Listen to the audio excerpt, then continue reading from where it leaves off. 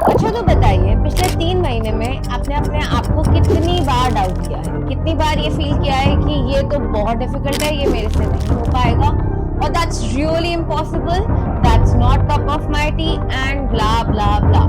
एक होता है ना घोड़े की नाल की तरह, बस अपने गोल को देखते रहो और अचीव करते रहो। अगर आपने जैसे ही इधर या उधर देखा, you will get fumbled, you will get confused which path to follow or who is right, who is wrong. कौन मेरा सगा है, कौन मेरा सगा नहीं है। You are the only achiever and judge of your own self. At the end, आपको अपने decisions खुद लेने आने चाहिए। Hello and welcome to the show which says What's Your Plot by Mansi Malhotra, and today we will be decoding how you can achieve your goals without doubting your own self. Just push the external voice. जो भी बाहर society में लोग बोलते हैं, लोग क्या कहेंगे और ब्ला blah blah, just push that voice, focus on your goal and achieve it. एक वो होता है ना घोड़े की नाल की तरह, बस अपने गोल को देखते रहो और अचीव करते रहो। अगर आपने जैसे ही इधर या उधर देखा, you will get fumbled, you will get confused which path to follow or who is right, who is wrong. कौन मेरा सगा है, कौन मेरा सगा नहीं है। You are the only achiever and judge of your own self. At the end, आपको अपने decisions खुद लेने आने चाहिए। सही गलत और रिस्क लेने की कैपेबिलिटी भी आनी चाहिए। अगर आप ये रिस्क नहीं लोगे, you will never experience the rights and wrongs. अगर आपने आज रिस्क नहीं लिया, by the age of 20, when you will be in your 40s, again your stick will be shaking. क्या मैं सही कर रहा हूँ कि नहीं कर रहा हूँ? You will always be dependent on others to take your own decisions. Because बचपन में आपने ही रिस्क नहीं लिया, आपको ही नहीं पता कि मेरे को इस फील्ड में जाना चाहिए कि इस फील्ड में नहीं जाना चाहिए, बिकॉज आप सोसाइटी को अपने साथ लेके चल रहे थे, आप सोसाइटी की ज्यादा सुन रहे थे। So with in this I give you an example. एक जंगल में एक रेस लगी थी और जंगल में एक नया आईफिल टावर इंस्टॉल किया गया था गवर्नमेंट की तरफ से, which was very very long. जितना आजकल फेमस है ना हनुमान जी की मूर्ति दिल्ली वाली, उतना लंबा आईफिल टावर एक जंगल में इंस्टॉल किया गया था as a show piece. And all the jungle people gathered together and said कि आज हम फ्रॉग्स की रेस लगाएंगे, और फ्रॉग को टारगेट दिया गया था। सारे फ्रॉग्स जितने भी जंगल के हैं, जो भी सबसे पहले आईफिल टावर को टच करेगा वो जीतेगा और उसको इनाम मिलेगा। और बड़े सारे जंगल के लोग भी देखने आए पूरे शो को, एंड जंगल का राजा शेर पूरा कमेंट्री कर रहा था कि कौन ऊपर चढ़ रहा है, कौन नीचे उतर रहा है, और कितने सारे, कभी हाथी बोलता है ये छोटा सा फ्रॉग कहाँ ही ऊपर चढ़ पाएगा। जैसे ही उसने सुना वो नीचे गिर गया, बिकॉज उस टाइम पे वो फ्रॉग का कॉन्फिडेंस शेक हो गया and then unfortunately he fail. बाकी 10 और अभी चढ़ रहे हैं, धीरे धीरे जैसे जैसे जुगाड़ करके चढ़ रहे हैं। अगेन एक ग्रुप ऑफ एनिमल्स ऐसे बातचीत कर रहे हैं पॉपकॉर्न खाते हुए कि यार ये कहाँ ही चढ़ पाएगा,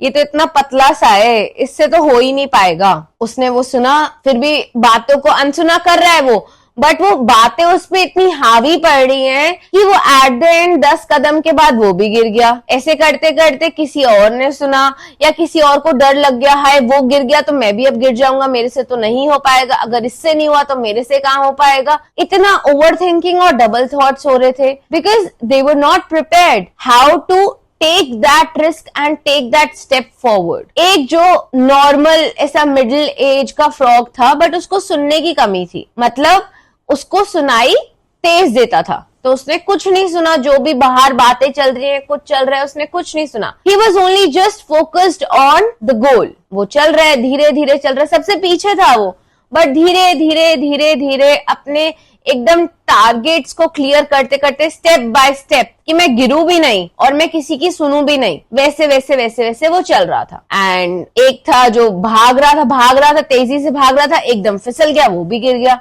again the last one also fail and this middle age frog won the match because he was continually watching his goal very precisely. अपने गोल को वो शार्प एंड से देख रहा था। He was very clear, I just want to touch that peak. मेरे को ना इसकी सुननी है ना उसकी सुननी है, मेरे को ना अपने रिस्क फैक्टर का समझना है, nothing is difficult for me. It is कि मैं जितना अपना पैर केयरफुली आगे चलता जाऊंगा, अपना रास्ता बनाता जाऊंगा, वैसे वैसे मैं क्लियर करता जाऊंगा रास्ता. So within that example we understood that एक तो ये जो बाहर की सोसाइटियल नॉइस है ना, उसको पुश कर दो. They will never ever make you achieve your goals. They will always push you down. लोगों को क्यों अच्छा लगेगा कि आप ज्यादा सक्सेसफुल हो रहे हो? लोगों को क्यों अच्छा लगेगा कि आप उनसे 10 पैसे ज्यादा कमा रहे हो? Of course, there is jealousy and we accept it. But make it like a healthy competition rather than jealousy and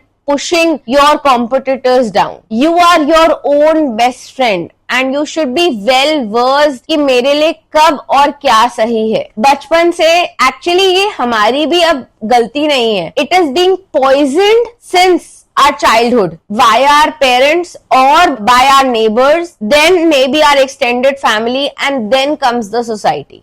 but पहले हमारे पेरेंट्स ही हैं जिन्होंने हमें इस कंपटीशन में पॉइजन किया है अपने आप को सेल्फ डाउट क्रिएट करने के लिए. बचपन से ही बोलते ही तेरे से तो नहीं हो पाएगा, तू तो फेल हो जाएगा. कभी हमारी मम्मी या पापा ने बोल दिया नहीं नहीं, it is not possible, you can not think to be a cricketer. पहले ही हमारी वो चाहत को रोक दिया जाता था. अगर हम थोड़ा सा भी अच्छा करते अपनी लाइफ में किसी भी को करिकुलर एक्टिविटी में, they will always say कि इसका कोई future नहीं है, focus on your studies. But nowadays we all know that studies and co-curricular activities play the role equivalent. They go hand in hand. आजकल क्रिएटिवली भी बहुत सारे जॉब अपॉर्चुनिटीज हैं. We should widen our thought process and push our students to participate in co-curricular activities. और अगर वो अच्छा कर रहे हैं तो और उनको गाइडेंस दे के आगे पुश करें, rather than saying only a teacher or an engineer can achieve a better status, or maybe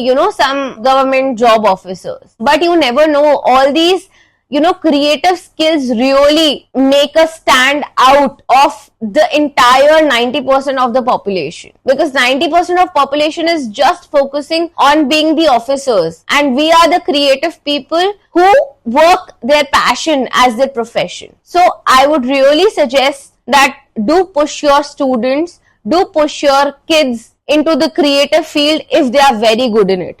Also, they can focus on sports if they are good in it. Everything has an opportunity.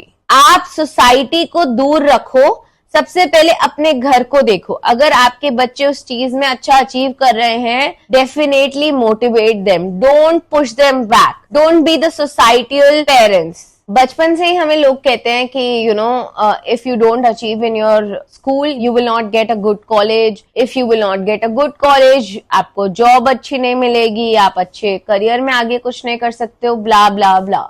But this all is okay. It's part of life. Also, it's not always parents that they guide us कि जैसा mummy papa बोलेंगे हम उसी field में जाएंगे. Nowadays, Google is very easily available. Even third class, first class student, they are using phones and they know how to do the research. So you are your best judge. Understand your own USPs कि आप किस में अच्छे हो, आपको कौन सी field में जाना है, उस तरीके से उसको चूज करें. Like how you motivate your best friend. अगर आपका बेस्ट फ्रेंड कभी डीमोटिवेट फील करता है या फिर उसको डिसीजन मेकिंग में बहुत डिफिकल्टी होती है, how do you solve that problem for your best friend? What do you say? Write pros and cons. How you motivate your best friend, the same way you have to motivate your own self. अगर आपको decision making में जब भी problem हो, एक pros and cons लिखो. Understand your own USP कि आपको अपने फ्यूचर में आगे क्या करना है. You are the best decision maker for your own self. अगर आप अपने खुद के डिसीजंस लोगे तो आप किसी पे रिलायबल भी नहीं हो कि तेरी वजह से मैंने वो डिसीजन लिया और मैं अब इस मुसीबत में हूं या फिर इस कोर्स में हूं जो कि मुझे फ्रूटफुल नहीं है. अगर आप अपने खुद के डिसीजंस लोगे, you will stand on your own self and you will try to do your 100% because वो आपका डिसीजन था. It is very okay to take risk in life, to have doubts on your own self, but आपको अपने में इतनी capability होनी चाहिए जब आपको जिस टाइम पे डाउट आए उसी टाइम पे उस ओवर थिंकिंग को पुश बैक करके we need to stand back on our own positive thoughts,